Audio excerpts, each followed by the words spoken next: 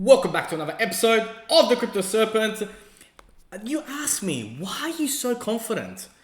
Why are you so bullish on XRP?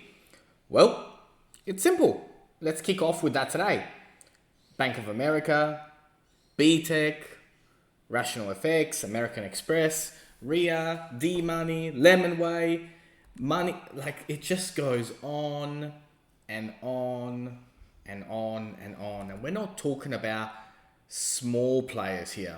We're talking about big players that all back XRP. And Bank of America has been a big talk over the last couple of days because we know, obviously the person that was recently recruited by Ripple has, I think, around $16 trillion of American money printed with her name on it. So it all kind of starts to add up, doesn't it? Now, I know that a lot of you have been speaking about, how high can this thing go? Not today, of course, not tomorrow, like over time, how high could Ripple XRP go? And why? That's the biggest thing, right? A lot of people shoot numbers, but they're like, I don't get it. Like, how are we going to get there? Well, I like what Jack the Rippler did here, and it's from a drawing perspective, it's kind of like as simple as it's going to get. So we got normal, base money. So, there's about $28 trillion worth of it. Now, if Ripple was to be involved in, say even $14 trillion of that $28 trillion, then Ripple would be $373. If we went into banknotes and, the instant liquidity of Ripple was starting to be used, then that's a $25 trillion industry, which would give it about, close to 600 plus. And then as we move into government bonds, corporate bonds, commodities, and derivatives, you can kind of see, how we can get to that 11360, which has been mentioned a lot throughout YouTube and TikToks and all that. Now, you know how the channel operates. I want to talk about today, tomorrow. I want to tell you a little bit about into the future, but I'm not going to sit here and tell you that Ripple XRP is going to $11,360 because for that to happen, not only from a time factor, but all the things that can go wrong along the way for that to occur, right? So I'm here to tell you about what is happening today, tomorrow, and then an outlook on, based on what we know today, of where can Ripple XRP go. Can it go 10, 20, 30, 50, 100? But I'm not going to, I know that it gets asked, hey, can you tell us around, when will we see 1,380 or when can it ever reach 11,360 per XRP token? I'm not going to do that. I want to talk to you guys about facts.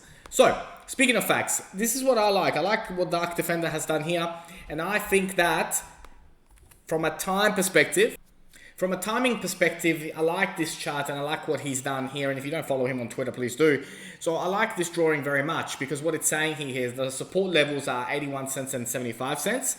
But the highs resistance are $1.13 and $1.33. I actually think that $1.33 might actually be $1.50, $1.55. But once that breaks, 260, retrace back to 220, and then push forward into $3 and $3.30 beyond is absolutely not out of the question. And like I've mentioned for a long time, you've asked my opinion, I've given you my opinion. I think we are bullish. And while everybody's thinking about the bears are here, Ripple's going to come in and run away with it. So USA uses Ripple, right? This is something that's been going around again over the last couple of days around, is it true? Are they already using it? Well, the Federal Reserve chose Volantech to develop USA's new real-time gross settlement system, and Ripple's listed on their website for instant payments. In that case, then, something like this could be potentially going on. So the payment generation, the fees for that. So we got Volante Ripple process modular, which then goes through the Ripple net, which then comes through to the other side, which is the other bank or the other country. So let's have a look. We'll see over the coming weeks and months. Just how deep is Ripple involved in the evolution of the US dollar and the US creating its own currency as well. So that's going to be very, very, very interesting to see. Now, from a charts point of view, like what has been going on, like it's brilliant. Like it's matched really, really well, and it is set for continuing now. Like, you know, I might touch this line again one more time. Like, you know, we may touch that again, but it touched that beautifully and then came back. And that was really, really important. And that was something that for a lot of analysts were looking for. And that's really, really, really cool to see that it touched it and it didn't go under, it's actually come back. So very, very positive, very bullish on that. Now, in 2017, Ripple had a 70% drop, and then which then took Ripple to 59 cents. And the same thing is happening right now in the sort of scale that is going on. Then we would see Ripple go to $13 over the bull run, over the 2021 bull run. So that's a very, very interesting analytic. I'm not sure exactly, you know, obviously the past cannot predict the future, but sometimes it leaves clues. And that for me is really, really important. Now, let's jump into Atani. Let's check out what's going on that end. All right, so we're back, and let me run you through what is going on right now. So this is on the hourly chart. I'm just going to expand that to make that a little bit bigger. So on the hourly chart right now, as we speak, at the time of making this, we're sitting at 81 cents. The blue and the orange lines have actually crossed back into a bullish signal, and we're actually out of the Bollinger Band. So very, very interesting there. The RSI is also sitting, you know, not into overbought, but certainly, you know, way past the oversold aspect. Now that is on the hourly. Let's have a look at the 2 hours. So on the 2 hours, it's just crossed over now. So the beginning, you know, so right at the beginning of on the MACD, RSI is still far away from where it could be as far as, you know, overbought.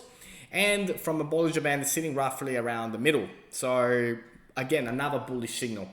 Let's go for on the daily. Let's see what's going on there. See, on the daily though, we're still have not crossed over, or don't look anywhere near like crossing over. And that for me is one of the most important ones when you're looking at the MACD.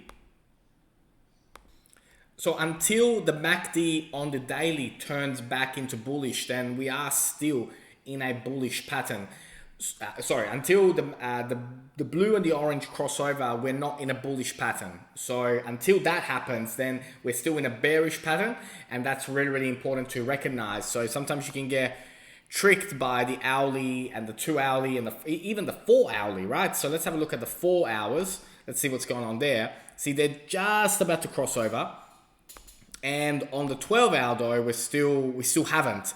So is it the beginning of Ripple making its comeback today? Possibly, but we're not there yet. There's not enough signals at the moment that are giving us a clear indication that could be happening. It might be happening, but right now, at the time of making this, I don't have enough from the indicators to tell me that we are out and we're going to start trending upwards just yet, because, like I said, on the daily, we're just so far away, the orange with the blue. It's still a little bit off. But let's go into some of the drawings. Let's see what's going on there. All right, let's kick off the drawings with this particular one. What we see here, we have 3 different times when the price dropped sharply and then it rose back up. Very, very nice. So every time it's happened, it's gone up way, way more than it did when it fell down. So this is the 3rd one now, and this is the big one.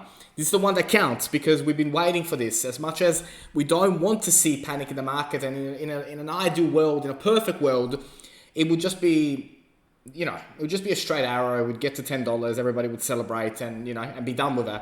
Not how this game works. And of course, I've been mentioning this throughout my videos all the time. If it was easy, everyone would do it. If everyone could predict the future, everyone would do it. But what we do know is that before a price breaks to new territory, it has to retest the previous one. And so coming back down to 79 cents, 74 cents, 68 cents, as much as it was crazy to think back when it was $1.98, it's just simply following fundamentals that have been around since the age of time.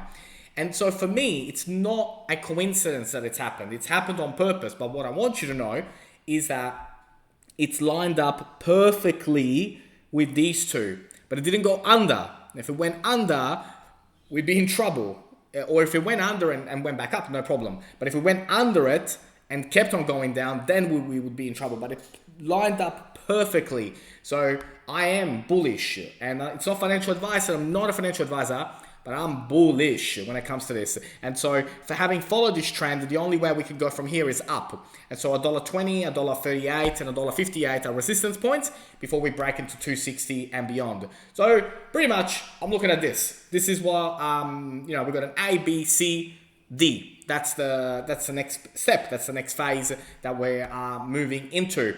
Now, as I mentioned, a breakup between $1 and $1.50, and a strong break between $1 and $1.50. I mean, once we break that $1.50, we will fly, and fly we will. And it is exciting to bring this to you, and I'm very thankful to be able to bring this to you and bring you these updates, because I think something massive is brewing. And again, it's not financial advice. I'm not a financial advisor, but I think what we are about to be in for, from a bull run perspective, is going to be legendary.